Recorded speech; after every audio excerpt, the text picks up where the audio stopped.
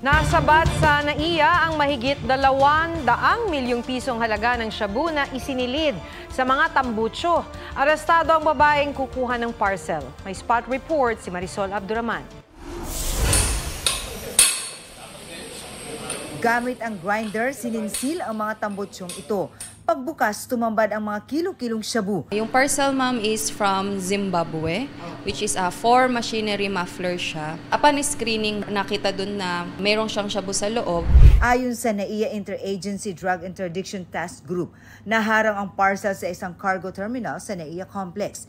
Tinatayang mahigit 32 kilos ang shabu na nagkakahalaga ng mahigit 200 milyong piso.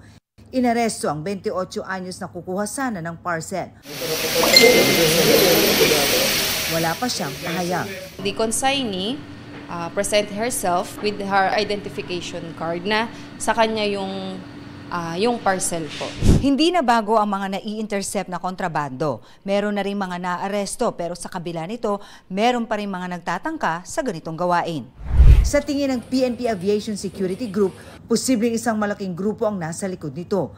Patuloy ang investigasyon para malaman kung saan dadalhin ang droga at kung may kasabwat ang claimant. Marisol Abduraman, nagbabalita para sa GMA Integrated News. Huwag magpahuli sa mga balitang dapat ninyong malaman.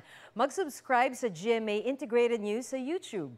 Sa mga kapuso abroad, subaybayan nyo kami sa GMA Pinoy TV at sa www.gmanews.tv.